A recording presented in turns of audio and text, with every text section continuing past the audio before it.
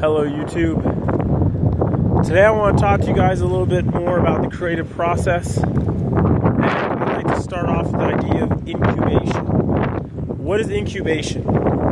It is the idea that ideas are working on a subconscious level even while we're not focused on them and we're not consciously thinking about them. And so right now, I may have been working on something, trying to create something, dealing with some sort of problem in my life, but even as I'm going on this walk and I'm talking with you guys about something completely different, on the subconscious level, I'm currently working through that idea. Now, something really important about this period is that if you look at how people deal and interact with life problems, it's often on the logical level. They're consciously thinking about it.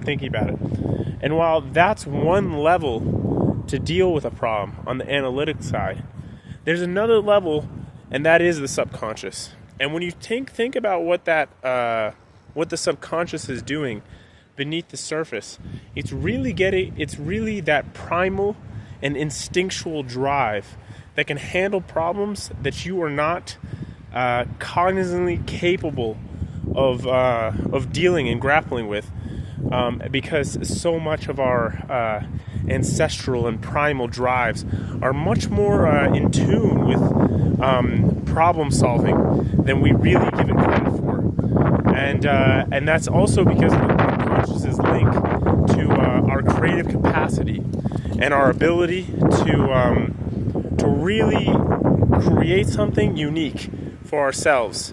Seems like the video is lagging a little bit. No, okay, I'm back. So, in this process of incubation, another element is that it's really important to have time to ourselves to work on something without other people's eyes on our personal projects, right? That said, once the incubation period is over and you reach a place where you're comfortable with the thing that you've created, with the thing that you've brought into reality, that becomes the time and place where other people can have their eyes on your work and they can give you feedback on what they like and what they don't like. And then with that feedback, it's up to you to make the final decision and really come from a place that it's like you are the one making the decision and not other people. And this is a problem that I've alluded to before, but I think a lot of creatives, they tend to take all that feedback and then they go willy-nilly and they accept it all without really critically analyzing the value of that feedback and what they'd like to integrate into their work and things of this nature.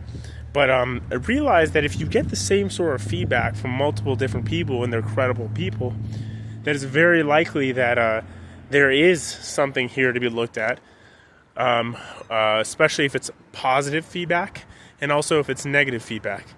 And taking that into account is important. And then asking yourself, how do you sort of integrate the positive feedback and align all the creative works with that element? And if there's the common theme of negative feedback, how do you get rid of that negative element in your work? And that decision is up to you. How do you go about that? Where do you accept the criticism, and where do you say, you know what? Even if everybody's telling me no on this, my artistic instinct is telling me yes. And that's a very difficult concept that I think a lot of people don't easily grasp. And they don't easily attribute it to themselves, and that's artistic individuality. And I think if you think about it like that, artistic individuality is the essence of being an artist. Now, at the same time, it's complex because art also has a communal element, right? And I'm not just talking about art in terms of painting, poetry, but even any sort of creative endeavor that is linked to a community at large, and really that's all art. But we don't really think about how creativity is really in all of our lives, and how every human being is creative, because at the end of the day, creativity is doing something new, and oftentimes in an ingenuitive way. And oftentimes, well, for the most part, something that hasn't been done before.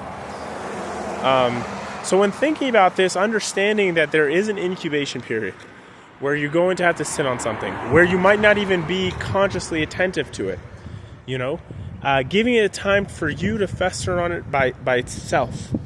And then once that idea finally arises, getting feedback on it.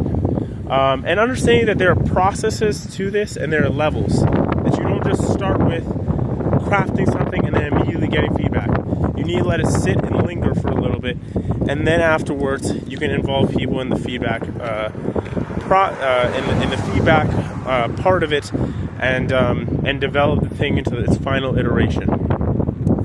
That said, I want to talk a little bit about okay, so you know something about the process and how it goes, but what exactly should I be creating, or where should I look for creative ideas?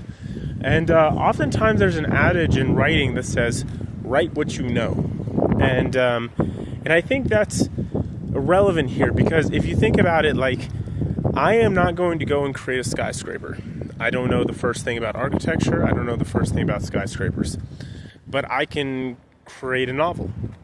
So it's also knowing what is the epistemological thing that you're most capable in, and then pursuing that. So epistemology here, meaning knowledge, meaning what do you have the most amount of ideas, factual and instinctual insights in that you can bring to the table. Because realizing that the more of this that you have in any given area of your life, the more you're going to be able to create in that. And so it would be very ironic for maybe perhaps a biologist to go and write a manual on, some sort of, thinking of something antithetical to biology here.